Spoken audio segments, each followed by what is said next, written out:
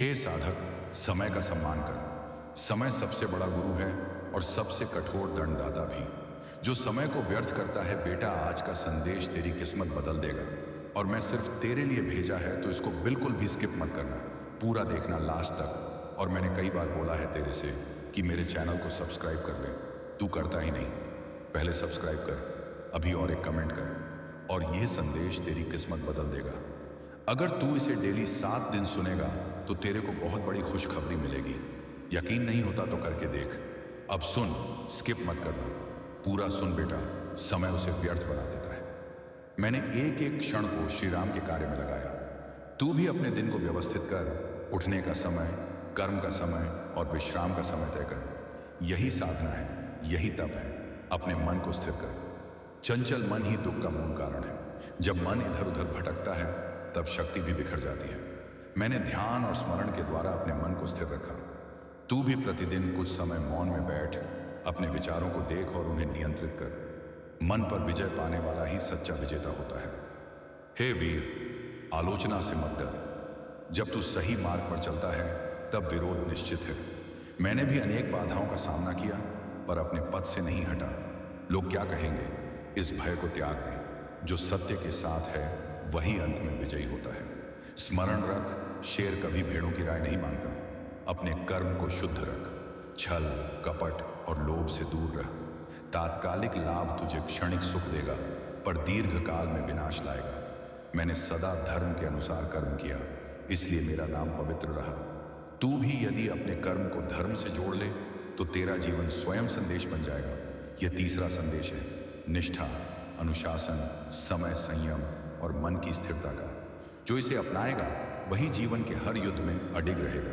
हे मानव, अब मैं तुझे त्याग, विनम्रता और कर्तव्य बोध का संदेश देता हूं। संसार में जो जितना बड़ा होता है उसे उतना ही विनम्र होना चाहिए। वृक्ष फल से लदकर झुक जाता है, पर सूखी टहनी अकड़ दिखाती है। मैंने अपार बल, विद्या और सिद्धियां पाई, पर कभी स्वयं को बड़ा नहीं माना। मैं सदा स्वयं को श्री राम का दास ही समझता रहा। यही विनम्रता मेरी सबसे बड़ी शक्ति बनी। त्याग के बिना जीवन पवित्र नहीं हो सकता।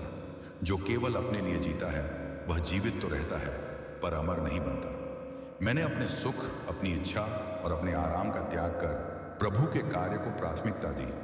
तू भी जब अपने स्वार्थ से ऊपर उठकर सोचने लगेगा तभी तेरा जीवन सार्थक होगा। त्याग का अर्थ सब कुछ छोड़ देना नहीं, बल्कि गलत को छोड़ देना है। अहंकार, लोभ और ईर्ष्या को। हे साधक, कर्तव्य से कभी पीछे मत हट। परिस्थिति चाहे जैसी भी हो, कर्तव्य का मार्ग मत छोड़। युद्ध भूमि में भी मैंने कभी मर्यादा नहीं छोड़ी। कर्तव्य वही दीपक है जो अंधकार में भी मार्ग दिखाता है।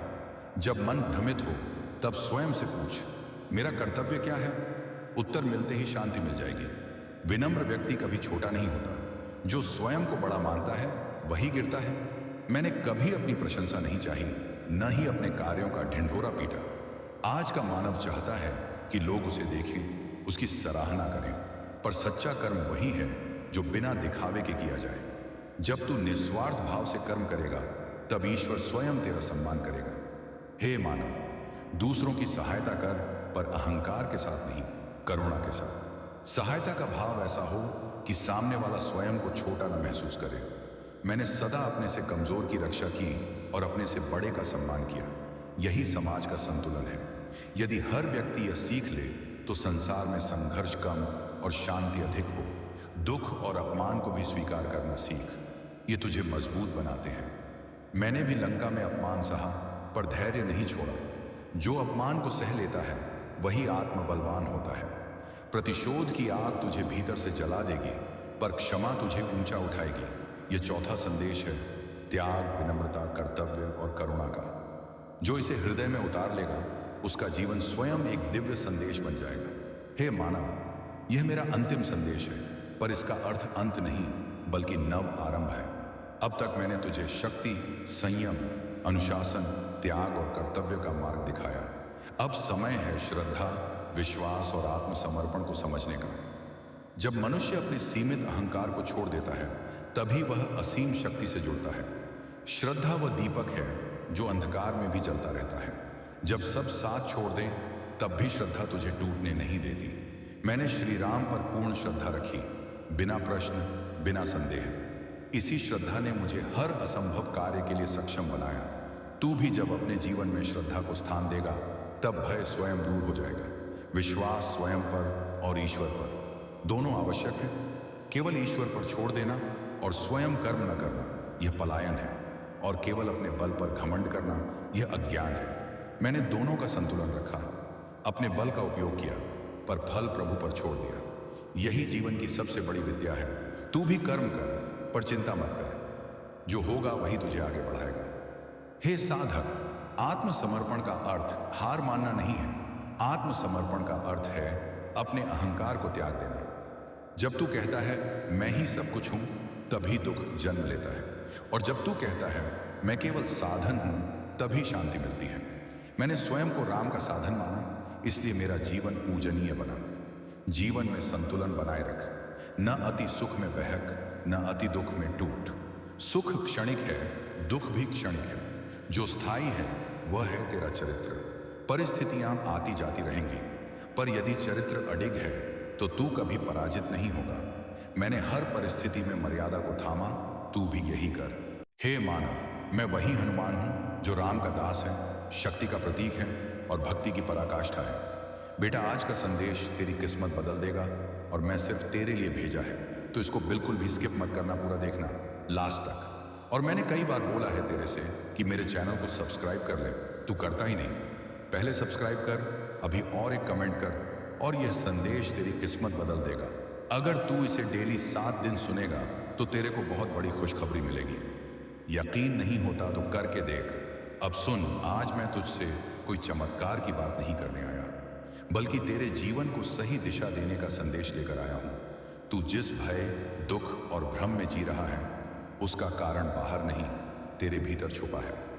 जब तक तू अपने भीतर झांकना नहीं सीखेगा, तब तक कोई देवता भी तुझे मार्ग नहीं दिखा सकता। मैंने अपने जीवन में कभी अपने बल का अहंकार नहीं किया।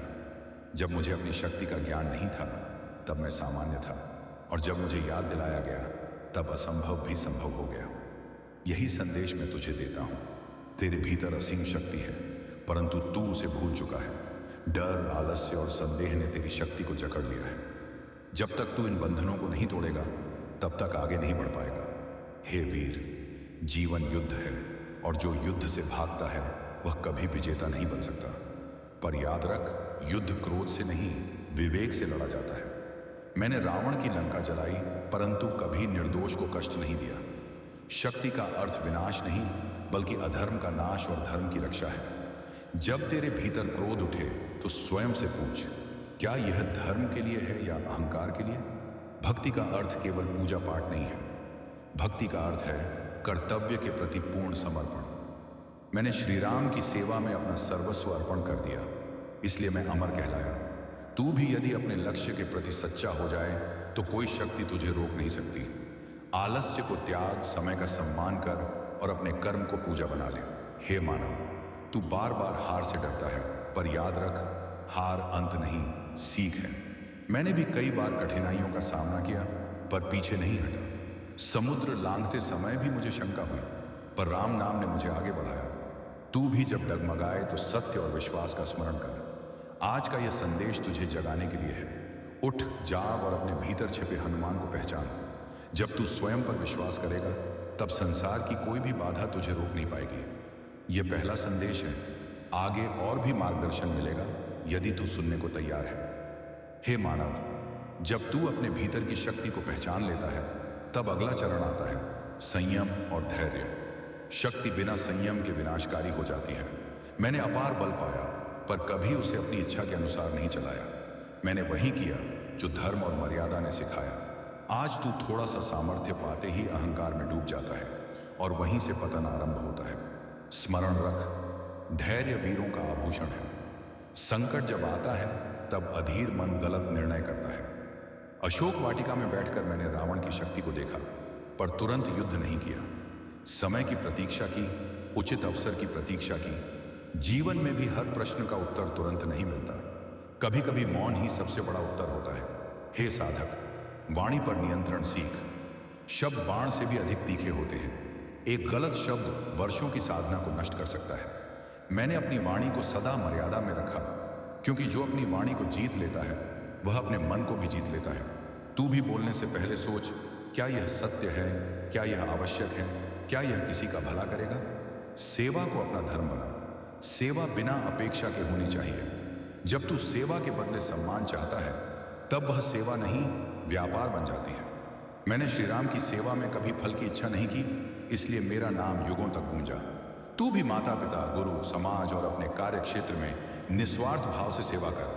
तेरा मार्ग स्वयं प्रकाशित हो जाएगा। भय से मुक्त हो जा। भय अज्ञान से जन्म लेता है। जब तू सत्य के साथ खड़ा होता है तब भय तुझे छू भी नहीं सकता। मैंने मृत्यु से भी भय नहीं खाया, क्योंकि मेरा जीवन उद्देश्य से बंधा था। तू भी अपने जीवन को उद्देश्य दे। केवल जीवित रहने के लिए मत जी, कुछ बनने और देने के लिए जी। अंत में ये जान ले कि कठिन परिश्रम का कोई विकल्प नहीं।